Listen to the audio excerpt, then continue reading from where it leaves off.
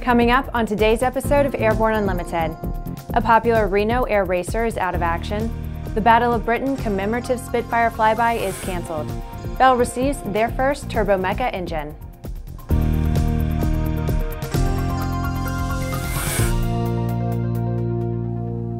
I'm Bree Cross. It is September 10th, 2015, and this is Airborne Unlimited. The annual pilgrimage to Reno by dozens of heavily modified racing aircraft is not without its hazards. Unlimited Racing lost a major player this week as precious metal, a highly modified P-51 Mustang, was lost in a fire shortly after refueling on the way to Reno. It's reported that after being fueled and starting to taxi away from the fuel pumps, the fire erupted. By the time the aircraft was stopped, the fire had reached the cockpit, and there was no choice but to abandon the aircraft. Fortunately, the pilot, Thom Richard, was not injured. The fire department showed up after about 12 minutes and took 20 minutes to put out the flames with foam, but the damage was done. It's reported the aircraft is intact, but sustained heavy damage. We at ANN are sure we express the sadness of all Reno air race enthusiasts at the loss of this great racing airplane.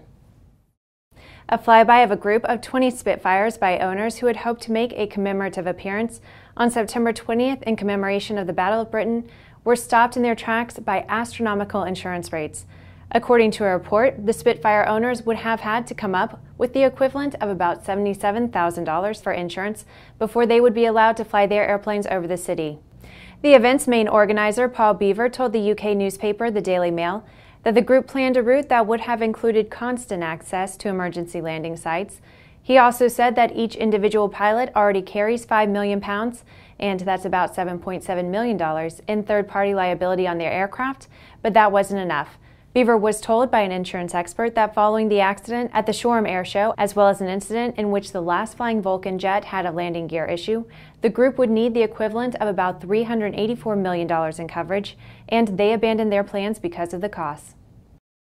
After the break, Arrius 2R is ready for the Bell 505.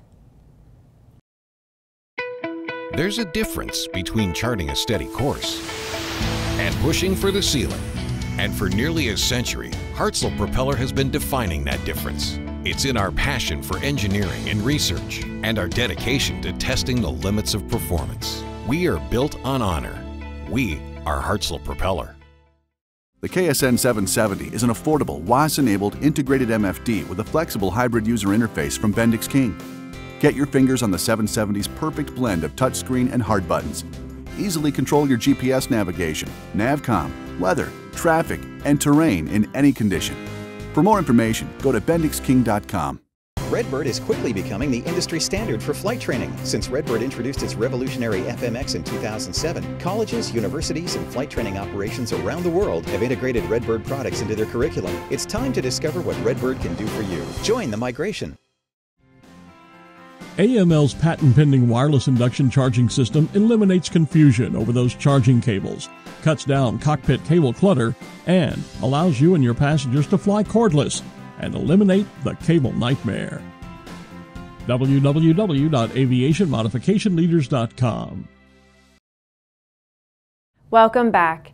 If you have a story suggestion for Airborne Unlimited, Aero-TV, our website, or podcast, just email to news-spy@aero-news.net. The first production Arrius 2R engine has been delivered to Bell Helicopter on schedule last month. Selected to power the Bell 505 Jet Ranger X, the Arrius 2R is the only turbine in the 500 shaft horsepower range to feature dual-channel FADEC. The handover to Bell Helicopter happened at the new Bell 505 assembly in Lafayette, Louisiana, and marks a major step in the Arrius 2R program. The Arrius 2R is designed to deliver performance and power while improving safety and lowering pilot workload via the FADEC. Its twin module configuration offers low maintenance and operating costs. For the production, Arrius 2R will be assembled at Turbomeca's USA facility in Dallas, Texas, and integrated with the airframe in Lafayette, Louisiana. It's Thursday, which means that it's time for an Aero community update. However, today our report is not about a member of the Aero community. It's about the Aero community itself and how our Airborne Partnership Initiative fits into the picture. The Airborne Partnership Initiative, we call it the API, is a plan developed by ANN CEO and Editor-in-Chief Jim Campbell to build a synergistic, industry-wide aviation aerospace news program. Our aim is to grow this program to include a significant portion, if not a majority, of the aviation world's pivotal organizations, interests, and viewpoints. Our hard work and planning has paid off with the new products introduction programs we've produced for the Aircraft Electronics Association and the smashing success of our AirVenture Innovations preview broadcast from Oshkosh this year. These successes have proved we're on the right course, and now our plans are to extend that course as we move forward. Airborne and its parent companies will embark on a number of aggressive new programs in the months ahead. There will be a distinct expansion of our special event programming and partnership efforts in association with a number of our valued syndication partners. Such efforts include live programming, special aero-tv feature webcasts, as well as expanded coverage on Aero-News and within our Prop Wash daily newsletters and other products.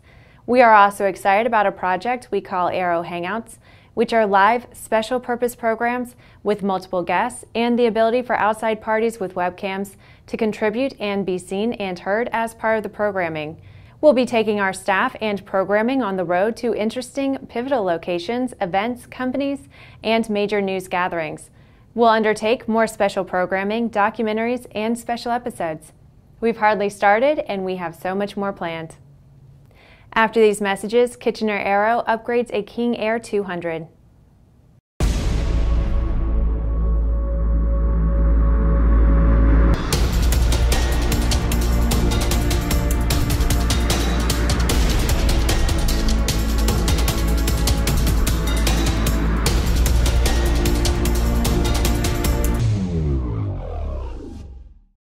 Concorde's recombinant gas RG series sealed battery technology produces a high-performance battery with the advantages of being pre-tested and fully charged at the factory. Find out more about Concorde's entire line of batteries at www.concordebattery.com. Concorde, the heart of your aircraft. Now certified, Aspen Avionics single-band ADS-B ATX-100 and ATX-100G transceivers are the next-gen ADS-B solution that provides the features pilots need while keeping flyaway costs low. Check it out now at aspenavionics.com. Sandia introduces the new SAI 340 Quattro TSO'd airspeed, attitude, altitude, and slip with integral backup battery. Safety never looked so good. See it now at www.sandia.aero. Welcome back. With so much news coming out of the aviation industry, we're summarizing some other interesting stories in a brief segment we call Around the Patch.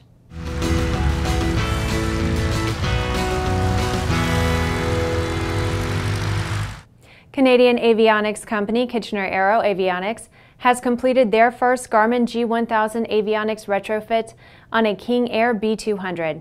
With this completion, they join the ranks of a small handful of elite shops worldwide that have performed this upgrade.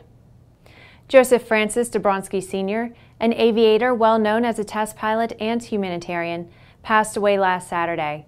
After retiring in 1984 as the Director of Flight Test and Operations for McDonnell Douglas, he became the Chief Pilot for Wings of Hope and worked with numerous other charitable organizations. F-35C Lightning II carrier variant aircraft, assigned to the Grim Reapers of Strike Fighter Squadron 101 out of Eglin Air Force Base, visited Naval Air Station Fallon, Nevada. This focuses on integration of F-35C with the Fallon Range Training Complex. A pair of women began a flying trip to visit all 48 contiguous states.